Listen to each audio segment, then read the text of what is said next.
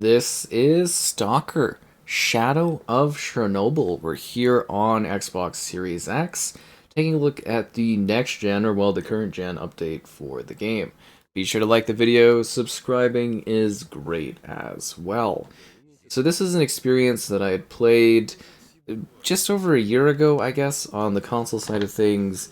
And at the time, they did actually mention that they were doing a next gen update for the game. This is something that they've said for a while that they were going to be doing, and I was like, okay, we'll come back, we'll revisit it. I didn't really understand why they really felt the need to do that. I guess, because I was like, oh, they look good enough, they run good enough, but I think the results here are quite nice. They give you a bunch of different visual setting options.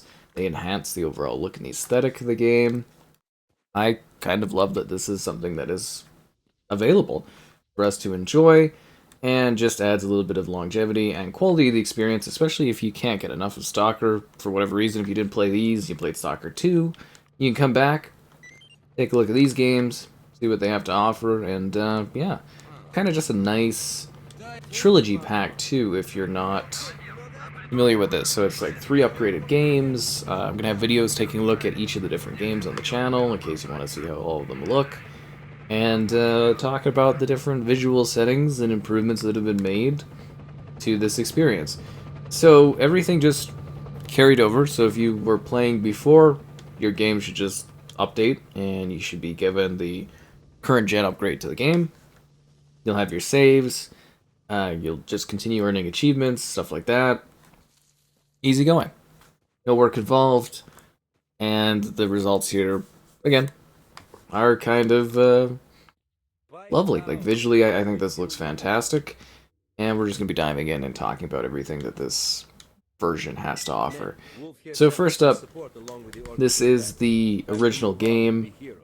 These all kind of released relatively closely together, so it was kind of like bing bang boom, and this is kind of like you have amnesia, you're in the zone around the Chernobyl nuclear power plant, and you're trying to deal with the happenings, the events, and everything like that that are going on around this place. Now, I do recommend that you create saves pretty frequently, and I would also say difficulty-wise, this game kind of has some fun with difficulty. Some people recommend playing it really hard because, it's sort of like a one-to-one kind of thing. I think it's a little adjusted here, though, just in terms of allowing you to kind of play it, but I mean, it is the game that it was, and, there you go right there. I'm dead. Huh.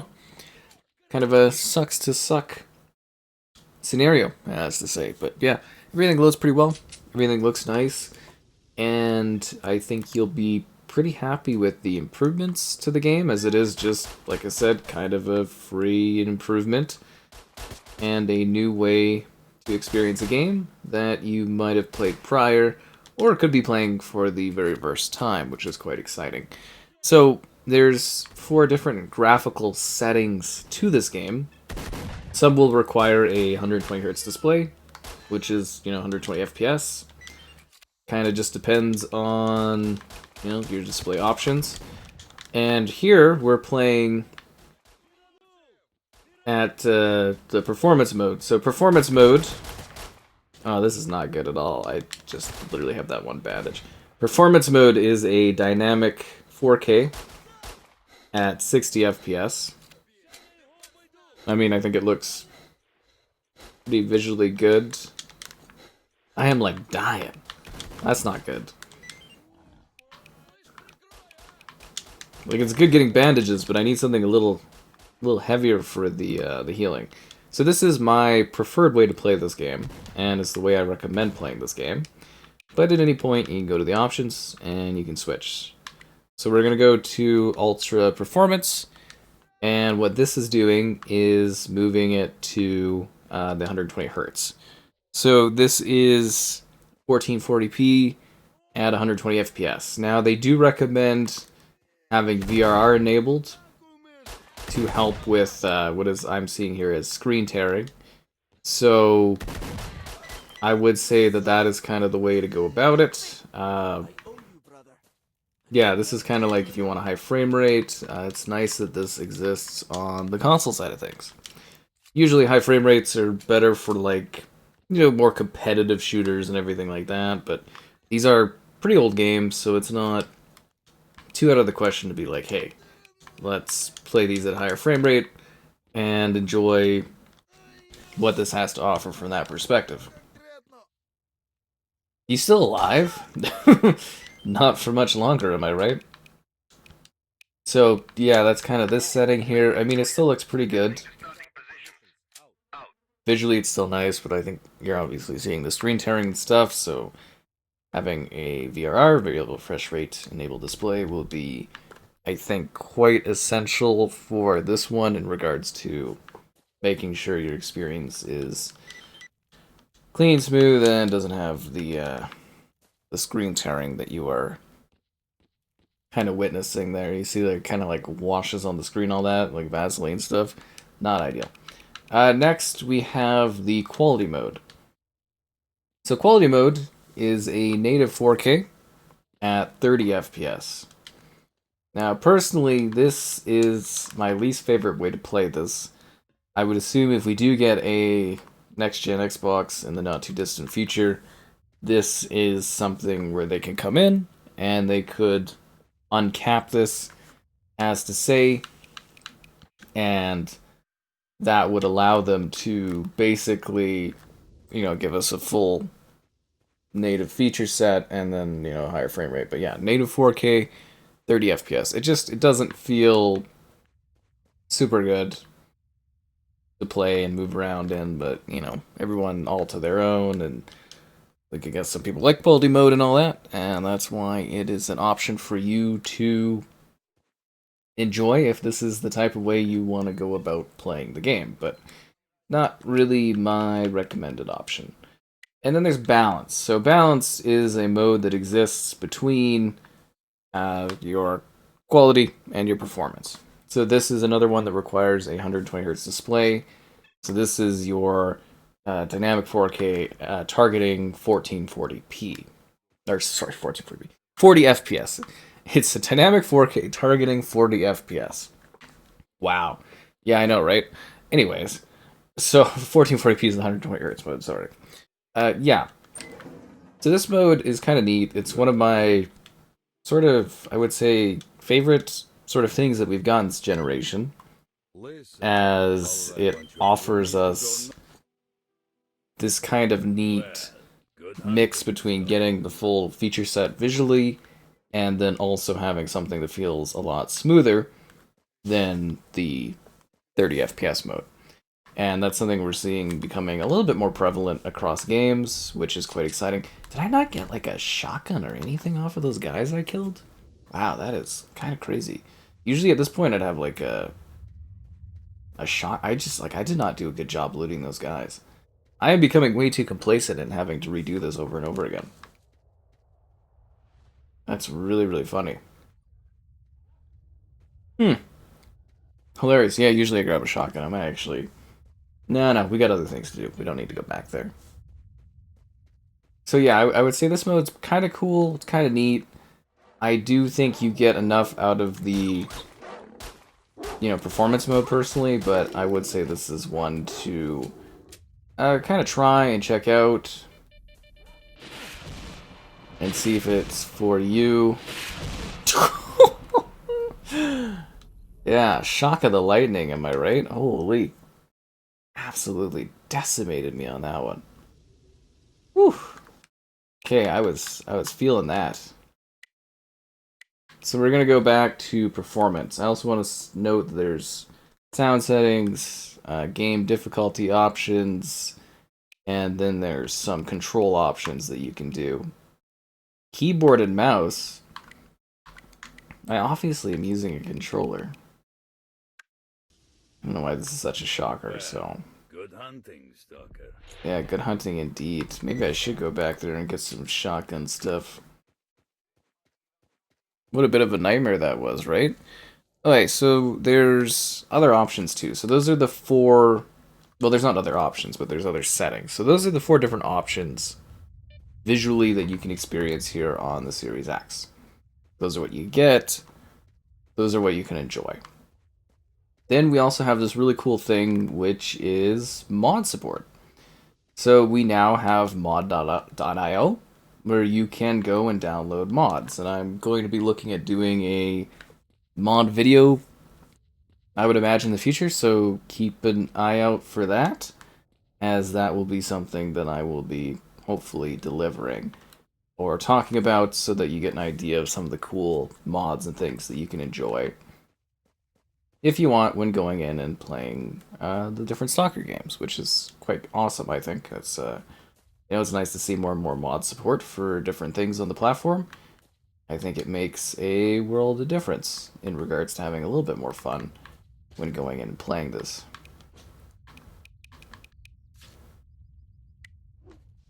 I'm assuming this suit is better than the other suit, right? Yeah, no, we're good. Yeah, so we got mod support. There's also some other visual stuff. So we've got enhanced lighting and reflections. We've got God rays, screen space reflections, and global illumination. So the lighting of the world is just greatly improved. You see the little light rays kind of come in. It does make a bit of a difference aesthetically within this environment. There's also texture upgrades. So we've got things. Somebody just come up here and have some smokes. It's kind of funny. So we got texture upgrades across the board in a number of different ways in a number of different scenarios. That's it. That's all that's in the stash. Wow, that is a little bit disappointing. I'll put it out there. So upscale textures and more 3D detailed models for NPCs, weapons, and elements of the environment. So I think you've already kind of seen that. When you look at characters like these guys, you'll notice just like from a standpoint of like visually and facially and everything like that, there is a big improvement to the look and the aesthetic of these particular characters. They did a really good job upgrading that sort of a thing. Then we have shaders, enhanced water shaders, and upgraded skyboxes. I think that's one of the most noticeable things for people immediately is the backdrops for these areas look absolutely fantastic. Did I skip something important that I was supposed to do? Get the special task from the trader. I didn't even get the task from the trader. Wow, that is hilarious. So this guy isn't even going to be here because I didn't even get the task. That's kind of funny. Can I just like keep mowing along, I guess, and who cares? Yeah, I think I could. I think I very well could. Haha. You're not gonna stop me, that's for sure. What's up, man? Yeah, I know they don't want their weapon in the face. And then we have redone 4K pre-rendered cinematics. So, kind of like when the game opens, stuff like that. Beautifully rendered, upscaled, and improved. Kind of awesome. Uh, sort of a nice quality of life thing.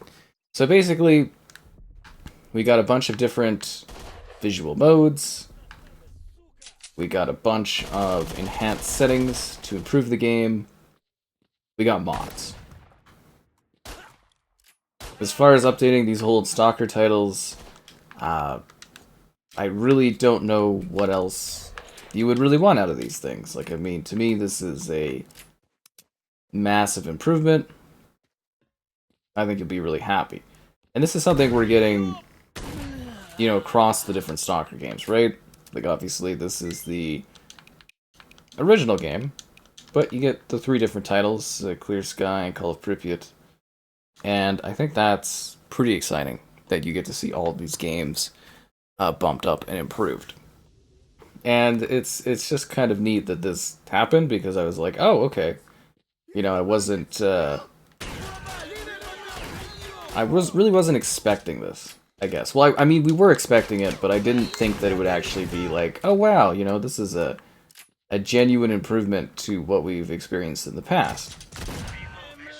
So I definitely say a bit of bravo for the team and the effort here to enhance this experience, and I think make it just something where it's like, hey, you're having a ball with Stalker 2, go back and play the originals and get something that, like, comparatively is fun to play and an enjoyable setup. Like, I think you really can have a great time mowing around in these games, shooting things, battling, and trying to survive with all the little, things that the things that this wasteland, this contaminated zone, this area Chernobyl has to offer. Like, it's very, very cool and quite an immersive place with a lot of activities and little hidden things and enemies to fight. And like, this one is also quite linear setup compared to the others. Like, it feels perhaps as you're watching this pretty open, but like the game itself actually is quite linear set. Like, I don't know how to describe it. Like, there's a lot of freedom for sure. Like, I'm not saying it's a straight up linear game, but you sort of have these hub worlds that you kind of move through, and it's neat because every one of the Stalker games continues to kind of build, and then of course you get to Stalker 2, and it's just this absolutely massive environment that basically encompasses these areas that you visit in these earlier Stalker games. And it's just cool to see that sort of a glow up and that sort of an improvement to the technology across the different games. And just to see how much things improve over time, which is really, really cool. But yeah, it's kind of wild to be here, because, like, I thought it would be sooner that we would get these next-gen updates, but at the same time, it's like, wow, it's been over a year. That is, if that's not time whipping by, I don't know what is. Really, for me, that is a substantial change in time, actually, going to the fact that, like, this is out now. Because I remember it just being, talked about, and I was like, okay, well, they're probably not going to wait too long, and they put in the time, they put in the effort, so I definitely, appreciate that they were aiming to deliver this, and I think, yeah, it's kind of exciting that we get to play this game and enjoy these sort of bump-ups. Don't I have, like, a help friend? I don't have... I actually don't have a med pack for you. You're just gonna die, buddy. Yeah, you're gonna die. I have bandages, but I don't have a med pack. Yeah, no, you're screwed. So yeah, you've got, amnesia. You're moving around as a stalker. You got, like, a rough goal. You're trying to figure out what happened, what's gonna happen. You're making your mark out here on the wasteland, and then that evolves across the different games. With this one kind of being the simplistic setup of it, but it works ever so well. It really does. Like, they did an excellent job with this game back in the day. And while it's still got, like, a bit of jank to it, I think it definitely has a lot of charm. Like, and it's not easy. Like, this is a game that truly is difficult, and that's why I recommend doing your saves and stuff. I also recommend, going out and enjoying the anomalies and discovering the hidden secrets and making your way through this set of adventures. It's really, really quite fulfilling. An enjoyable setup. Do I have any grenades? That would be... the time would be now. Yes, it would. And the combat's, like, all intense, and they've, they kind of cleaned everything up nicely, and... yeah, no, I like what they've done with this update. I believe this should be pretty well appreciated. Is that a crazy mutated monster thing? I don't like that at all. So, yeah, mostly a good luck to come out here and enjoy it, and as I said, I'll have videos showing off each of the different updates for the game across the collection, so you get an idea of how it's running and looking on everything. But it's pretty much a blanket setup just in terms of enhancing this collection for the modern era and just taking it a little bit further than we had taken things prior. And I think they did a very good job with this upgrade. It's a bit more intensive than I actually thought it would be. So, yeah, kind of a genuine surprise. I wasn't really anticipating a whole lot, and even then I was just kind of like, why are they doing, like, an update to this, Isn't this, like, looking fine and playing well? I was like, okay. Just weird they wouldn't do this in the first place, but anyways, it's cool results. I will say for sure. Like definitely a worthwhile bump up.